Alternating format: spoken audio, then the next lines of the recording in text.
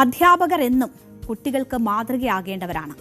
മാതാപിതാ ഗുരു ദൈവം എന്നത് നമ്മുടെ സംസ്കാരമാണ്, നമ്മൾ പറഞ്ഞ് ശീലിച്ചിട്ടുള്ളതാണ്.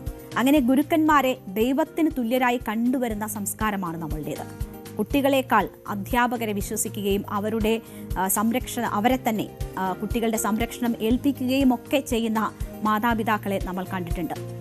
വടകരയിൽ ലഹരി ഇടപാട് കേസിൽ 2 അധ്യാപികമാർ ഉൾപ്പെട്ട സംഭവം അതുകൊണ്ട് തന്നെ നമ്മെ ഓരോരുത്തരെയും ഞെട്ടിക്കുന്നതായിരുന്നു. അന്വേഷണം മുന്നോട്ടു പോകുമ്പോൾ അത് കൂടുതൽ പേരിലേക്ക് വ്യാപിക്കുകയാണ്. എന്താണ് അധ്യാപികമാരുടെ പങ്ക് എന്നതിൽ വിശദമായ അന്വേഷണം നടക്കും എന്നതാണ് മനസ്സിലാകുന്നത്. ഇരുവരെയും ജോലിയിൽ നിന്ന് പുറത്താക്കിയിട്ടുണ്ട്. ഞെട്ടിക്കുന്ന വിവരങ്ങളാണ് ഇരുവരെയും കുറിച്ച് സഹ അധ്യാപകർ ഉൾപ്പെടെ പങ്കുവെക്കുന്നത്. അപ്പോൾ 2 അധ്യാപകർ എങ്ങനെ ഈ ലഹരി മാഫിയയുടെ കണ്ണികളായി മാറി, എന്താണ് അവരുടെ ഇതിലുള്ള പങ്ക് എന്നത് ഇനിയും വെളിയിൽ വരാൻ ഇരിക്കുന്നതേയുള്ളൂ. എന്തായാലും MDMA ഇടപാടുകളുടെ പണം അക്കൗണ്ട് വഴി സ്വീകരിച്ചതിനാണ് വടകര പോലീസ് ഇവരെ 2 പേരെയും അറസ്റ്റ് ചെയ്തത്. പേരാമ്പ്ര BRCയിലെ സ്പെഷ്യലിസ്റ്റ് അധ്യാപികയായിരുന്നു മരുതോങ്കര സ്വദേശിനിയായ കീർത്തന. സ്പെഷ്യൽ എഡ്യൂക്കേറ്റർ ആണ് കൂരാച്ചുണ്ട് സ്വദേശിനിയായ കാവ്യ. ഇരുവരെയും ഇപ്പോൾ ജോലിയിൽ നിന്ന് പുറത്താക്കിയിട്ടുണ്ട്. കാവ്യയെ വിദ്യാഭ്യാസ വകുപ്പ് ഔദ്യോഗിക ഉത്തരവിലൂടെ ഇന്നാണ് പുറത്താക്കിയത്. പേരാമ്പ്ര ബ്ലോക്ക് റിസോഴ്സ് സെന്ററിലെ സ്പെഷ്യലിസ്റ്റ് കായിക അധ്യാപികയായ കീർത്തനയെ വിദ്യാഭ്യാസ വകുപ്പ് ഇന്നലെ തന്നെ സർവീസിൽ നിന്ന് പിരിച്ചുവിട്ടിരുന്നു. ഇവരുടെ അക്കൗണ്ട് വിവരങ്ങൾ പോലീസ് വിശദമായി പരിശോധിച്ചു വരികയാണ്. കാവ്യ ആർക്കൊക്കെ പണം അയച്ചുവെന്നതാണ് പ്രധാനമായും അന്വേഷിക്കുന്നത്. 6 മാസമായി ഇവർ MDMA മാഫിയയ്ക്കു വേണ്ടി അക്കൗണ്ട് വഴി പണം സ്വീകരിക്കാൻ തുടങ്ങി. ഈ കാലയളവിലെ എല്ലാ ഇടപാടുകളും പരിശോധിക്കുന്നുണ്ട്. അധ്യാപികമാരായതിനാൽ സംശയിക്കാൻ സാധ്യതയില്ലെന്ന ബലത്തിലാണ് വിൽപ്പനക്കാർ ഇവരെ പണം വാങ്ങാൻ നിയോഗിച്ചത് എന്നതാണ് പോലീസ് കരുതുന്നത്. QR കോഡ് വഴിയായിരുന്നു മയക്കുമരുന്ന് വേണ്ടവർ ഇവരുടെ അക്കൗണ്ടിലേക്ക് പണം അയച്ചുകൊണ്ടിരുന്നത്. കീർത്തനയെയും കാവ്യയെയും ഒന്നിച്ച് ചോദ്യം ചെയ്യാൻ പോലീസ് അടുത്ത ദിവസം തന്നെ ഇരുവരെയും കസ്റ്റഡിയിൽ വാങ്ങും എന്നതാണ് അറിയുന്നത്. 2 പേരും ഇപ്പോൾ റിമാൻഡിലാണ്. ചോദ്യം ചെയ്യലിൽ കൂടുതൽ വിവരങ്ങൾ ലഭിക്കുമെന്ന പ്രതീക്ഷയിലാണ് പോലീസ്.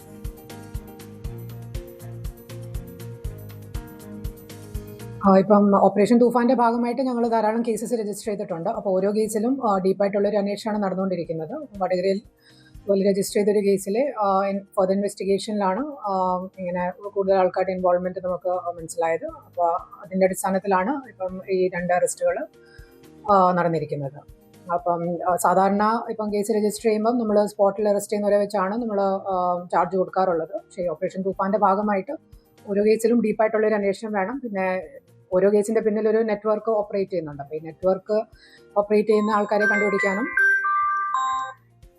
അതുപോലെ ഇതിന്റെ സോഴ്സ് കണ്ടെത്താനുള്ളൊരു ശ്രമം നമ്മുടെ ഭാഗത്ത് ഉണ്ട്. അപ്പോൾ അതുകൊണ്ട് ഈ കേസിൽ ഇപ്പോൾ ഒരു SIT കോൺസ്റ്റിറ്റ്യൂട്ട് ചെയ്തിട്ടുണ്ട്. ഡീപ്പായിട്ടുള്ള ഇൻവെസ്റ്റിഗേഷനും ഫർദർ അറസ്റ്റുകളും ഇനി വരുന്ന ദിവസങ്ങളിലുണ്ടാകും. എന്തായാലും കീർത്തനയെയും കാവ്യയെയും കസ്റ്റഡിയിൽ ലഭ്യമാക്കാൻ അന്വേഷണ സംഘം ഉടൻ കോടതിയെ സമീപിക്കും എന്നതാണ് മനസ്സിലാക്കുന്നത്. ലഹരി മാഫിയയുമായി ബന്ധപ്പെട്ട് മറ്റ് അധ്യാപകർ ഉൾപ്പെട്ടിട്ടുണ്ടോ എന്നും ഇവരുമായി ലഹരി ഇടപാടുകൾ നടത്തിയ മറ്റ് വ്യക്തികൾ ആരൊക്കെയാണ് എന്നും കണ്ടെത്തുന്നതിനായി പോലീസ് അന്വേഷണം ശക്തമാക്കിയിരിക്കുകയാണ്. കേസിൽ അന്വേഷണം കൂടുതൽ പേരിലേക്ക് വ്യാപിപ്പിക്കുകയാണ്. ലഹരി സംഘങ്ങൾ വൻ തുകയ്ക്കുള്ള സാമ്പത്തിക ഇടപാടുകൾക്ക് സ്ത്രീകളെ മറയാക്കി എന്നതാണ് ഇപ്പോൾ മനസ്സിലാകുന്ന കാര്യം. അപ്പോൾ ഈ അധ്യാപികമാരല്ലാതെ മറ്റാരെങ്കിലുമൊക്കെ കുടുങ്ങിയിട്ടുണ്ടോ, മറ്റ് പ്രൊഫഷണലുകളെ ഉൾപ്പെടുത്തിയിട്ടുണ്ടോ തുടങ്ങിയ പരിശോധനകളിലേക്കും പോലീസ് കടക്കുന്നുണ്ട്. അറസ്റ്റിലായ അധ്യാപിക കീർത്തനയ്ക്കും കാവ്യയ്ക്കും ഇടപാടിലുള്ള പങ്ക് എന്തായിരുന്നു എന്നത് കണ്ടെത്താനുള്ള ശ്രമങ്ങളും പോലീസ് നടത്തുന്നുണ്ട്. ഇതുവരെയും അവരുടെ യഥാർത്ഥ പങ്ക് എന്താണ് എന്നത് പോലീസിന് വ്യക്തമായിട്ടില്ല. പണമിടപാട് മാത്രമാണോ അതോ സംഘത്തിലെ സുപ്രധാന കണ്ണികളോ ലഹരിമരുന്ന് കാരിയർമാരോ ആയിരുന്നോ ഇവർ എന്നതാണ് പ്രധാനമായും പോലീസ് കണ്ടെത്താൻ ശ്രമിക്കുന്നത്. ലക്ഷക്കണക്കിന് രൂപയുടെ സാമ്പത്തിക ഇടപാടുകൾ ഇവരുടെ അക്കൗണ്ടുകളിലൂടെ നടന്നിട്ടുണ്ട് എന്നത് വ്യക്തമായിട്ടുണ്ട്. സംഭവം പ്രത്യേക സംഘം അന്വേഷിക്കുമെന്നതാണ് അറിയുന്നത്. അതായത് ഈ ജില്ലയ്ക്ക് പുറത്തൊക്കെയുള്ള ഇടപാടുകൾ ഉണ്ട് എന്നതിന്റെ വിവരം പോലീസിന് ലഭിക്കുന്നുണ്ട്. അപ്പോൾ കൂടുതൽ വിപുലമായ അന്വേഷണത്തിനായി ഒരു പ്രത്യേക സംഘത്തെ നിയോഗിക്കാൻ നീക്കം നടക്കുന്നുണ്ട് എന്നതാണ് മനസ്സിലാകുന്നത്. ഉടൻ തന്നെ അത് സംബന്ധിച്ചുള്ള ഉത്തരവിറങ്ങും. ഒരു യുവാവിൽ നിന്ന് തുടങ്ങിയ അന്വേഷണമാണ് ഈ 2 അധ്യാപികമാരെ വരയിലാക്കുന്നതിലേക്ക് എത്തിയിരിക്കുന്നത്. ഓപ്പറേഷൻ തൂഫാൻ നമുക്കറിയാം, UDF സർക്കാർ അധികാരത്തിൽ വന്നതിന് ശേഷം ആഭ്യന്തര വകുപ്പിന്റെ ഏറ്റവും അംഗീകാരം ലഭിച്ച ഒരു പദ്ധതിയാണ് ഓപ്പറേഷൻ തൂഫാൻ അത് ലഹരി മാഫിയക്കെതിരെയുള്ള നീക്കമാണ് നടത്തുന്നത്. ലഹരിക്കെതിരെ വലിയ ബോധവൽക്കരണവും നടപടികളും നടത്തി വരികയാണ്. അങ്ങനെ എല്ലാവരുടെയും കയ്യടി നേടിയ പദ്ധതിയാണ് ഓപ്പറേഷൻ തൂഫാൻ. അതാണ് ഇപ്പോൾ ഈ അധ്യാപികമാരെയും പിടിയിലാക്കുന്നതിലേക്ക് വഴിവെച്ചത്. വടകര സ്വദേശിയായ ഒരു യുവാവിനെ MDMA സഹിതം പിടികൂടിയ കേസിലെ അന്വേഷണമാണ് ഈ അധ്യാപികമാരിലേക്ക് എത്തിയത്. കഴിഞ്ഞ 11-ന് കാവ്യയുടെ സുഹൃത്തു കൂടിയായ കീർത്തനയെ പോലീസ് അറസ്റ്റ് ചെയ്തു. കീർത്തനയുടെ അക്കൗണ്ട് കേന്ദ്രീകരിച്ച് നടത്തിയ അന്വേഷണമാണ് പിന്നീട് കാവ്യയിലേക്ക് എത്തുന്നത്. ഇരുവരും ലഹരി ഇടപാടിലെ കണ്ണികളാണെന്ന് പോലീസ് ഇതോടെ കണ്ടെത്തുന്നു. MDMA ആവശ്യമുള്ളവർ കീർത്തനയുടെ അക്കൗണ്ടിലേക്കാണ് പണം അയച്ചിരുന്നത്. പണം ലഭിച്ചാൽ ഫോണിൽ ഇവർ ലൊക്കേഷൻ നൽകും. ഇവിടെ മറ്റൊരാളെത്തി MDMA കൈമാറുകയാണ് പതിവ്. പല തവണയായി കീർത്തനയുടെ അക്കൗണ്ടിലെത്തുന്ന പണം വലിയ തുകയാകിയാൽ കാവ്യയുടെ അക്കൗണ്ടിലേക്ക് ആ തുക മാറ്റുകയായിരുന്നു രീതി. MDMA വിതരണക്കാരുമായി കാവ്യയ്ക്ക് ബന്ധമുണ്ടെന്നും പോലീസ് സംശയിക്കുന്നുണ്ട്. അറസ്റ്റിലായ കീർത്തന ലഹരിക്കെതിരെ വിദ്യാർത്ഥികളെ അണിനിരത്തി സൂംബ ഡാൻസ് നടത്തിയിരുന്നു എന്ന് സഹപ്രവർത്തകർ പറയുന്നു. ലഹരി വിരുദ്ധ പ്രചാരണത്തിനായി കീർത്തനയും സൂംബ ചുവടുവെച്ചിരുന്നു. കേസിൽ മറ്റധ്യാപകർക്ക് പങ്കുണ്ടോ എന്ന കാര്യവും പോലീസ് പരിശോധിക്കുന്നുണ്ട്. എന്തായാലും ഇപ്പോൾ ഈ അധ്യാപകർ ഉൾപ്പെടെ ചൂണ്ടിക്കാട്ടുന്നത് ലഹരി വിരുദ്ധ പ്രവർത്തനത്തിന് തന്നെ ചുക്കാൻ പിടിച്ചിരുന്നവരാണ് ഈ അറസ്റ്റിലായ അധ്യാപകർ എന്നതാണ്. എന്തൊരു വിരോധാഭാസമാണ് ഇത് എന്ന് അറിയില്ല. എന്തായാലും സഹപ്രവർത്തകർക്ക് അവരെക്കുറിച്ച് പറയാനുള്ളത് കൂടി കേൾക്കാം. ബഹുമാനപ്പെട്ട പൊതുവിദ്യാഭ്യാസ വകുപ്പ് മന്ത്രി N. ശംസുദ്ദീൻ ഇന്ന് രാവിലെ ഇത് സംബന്ധിച്ച് അന്വേഷിച്ചിരുന്നു. അദ്ദേഹം സൂചിപ്പിച്ചിട്ടുള്ളത് ഇത്തരം കാര്യങ്ങളെക്കുറിച്ച് വളരെ സമഗ്രമായിട്ടുള്ള അന്വേഷണം നടത്തും. മാത്രമല്ല കുറ്റക്കാർക്കെതിരെ വളരെ ശക്തമായിട്ടുള്ള നടപടിയുമായി ഡിപ്പാർട്ട്മെന്റ് മുന്നോട്ട് പോകും. SSKയെ സംബന്ധിച്ചിടത്തോളം വളരെ അപമാനകരമായിട്ടുള്ള ഒരു സാഹചര്യമാണ്.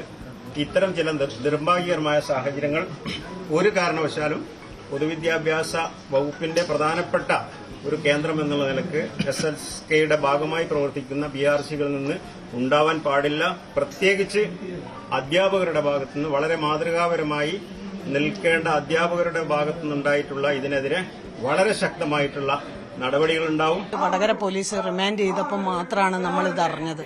അല്ലാണ്ട് ഇത്തരത്തിലുള്ള ഒരു കേസിൽ അകപ്പെടുന്ന ആളുകളാണെന്ന് നമ്മൾ തിരിച്ചറിഞ്ഞിട്ടില്ല.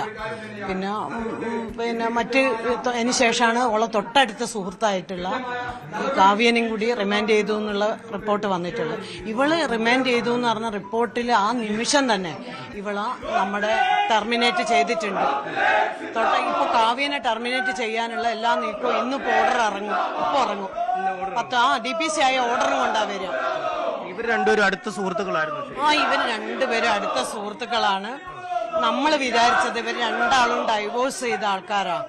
അപ്പൊ അതുകൊണ്ടാണ് അങ്ങനെ ഉണ്ടാവില്ല, തുല്യ ദുഃഖിതരെ സുഹൃത്തുക്കളാകുക. അങ്ങനെ ആയതാണെന്നാണ് നമ്മൾ കരുതിയത്. വിവരം നമ്മൾ പോലീസിൽ നിന്ന് അറിഞ്ഞ ഉടനെ തന്നെ ആദ്യത്തെ ടീച്ചർ കീർത്തന എന്ന് പറഞ്ഞ ടീച്ചർ, അവർ BRCയിലെ സ്പെഷ്യലിസ്റ്റ് PET ആണ്. അവരെ നമ്മൾ അപ്പോൾ തന്നെ സർവീസിൽ നിന്ന് നീക്കം ചെയ്തു, അവരെ ഡിസ്മിസ് ചെയ്തു. രണ്ടാമത്തെ ആളെ കേസ് കഴിഞ്ഞ ദിവസം വന്നിട്ടേ ഉള്ളൂ.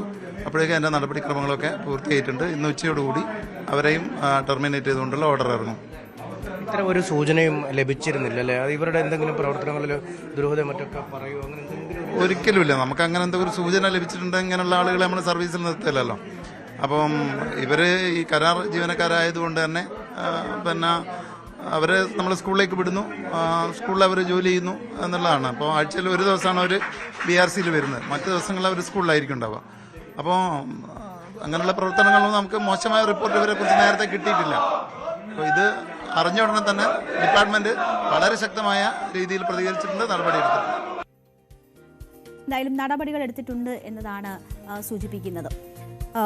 ഈ അധ്യാപികമാർക്ക് പിന്നിൽ വൻ ലഹരി മാഫിയ എന്നതിന്റെ സൂചനകൾ കൂടി പുറത്തു വരുന്നുണ്ട്.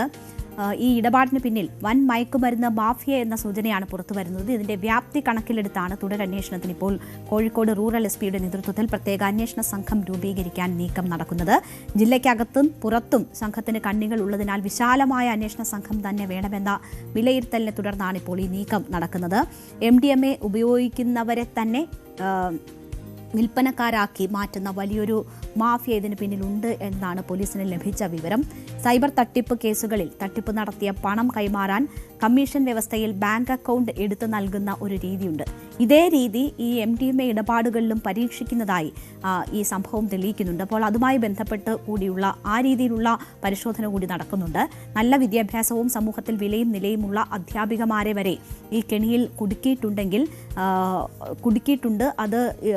അതാണ് ഈ സംഭവം വ്യക്തമാക്കുന്നത്. വിദ്യാർത്ഥികൾ ഉൾപ്പെടെയുള്ളവരും ഇതിൽ ഉണ്ടാകാനുള്ള അല്ലെങ്കിൽ പെട്ടുപോയിരിക്കാനുള്ള സാധ്യത ഏറെയുണ്ട് എന്നതാണ് പോലീസ് ഇപ്പോൾ വിലയിരുത്തുന്നത്. അപ്പോൾ ആ നിലയിലൊക്കെ ഇവരുമായി ആരൊക്കെ ബന്ധപ്പെടുന്നുണ്ട്, ആരൊക്കെയാണ് ഇവർക്ക് സഹായം ചെയ്ത് നൽകിയവർ, ഇവരെ ബന്ധപ്പെട്ടിരുന്നവർ, ഇവരിൽ നിന്ന് ഇവർ വഴി ഇത് വാങ്ങിയിരുന്നവർ, വിദ്യാർത്ഥികളുണ്ടോ, സഹ അധ്യാപകരുണ്ടോ, അങ്ങനെയൊക്കെയുള്ള വിശദമായ പരിശോധന ഇതിൽ നടക്കുകയാണ്. എന്തായാലും അധ്യാപകർ തന്നെ ലഹരി മാഫിയയുടെ കണ്ണികളായി മാറുന്നത് വളരെ ഗൗരവത്തിൽ കാണേണ്ടുന്ന വിഷയമാണ്.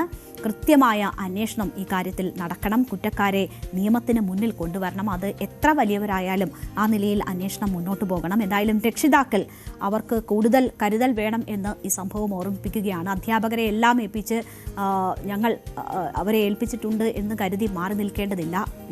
കുട്ടികളെ അവരെ വിശ്വാസത്തിലെടുക്കണം. കൂടുതൽ കരുതലുള്ളവരാകണം. അധ്യാപകരായാലും അവരെ കണ്ണുമടച്ച് വിശ്വസിക്കരുത് എന്ന സൂചന കൂടി നൽകുന്നുണ്ട് ഈ സംഭവം. കൂടുതൽ വാർത്തകൾക്ക് news 18 Keralam YouTube channel subscribe ചെയ്യുക.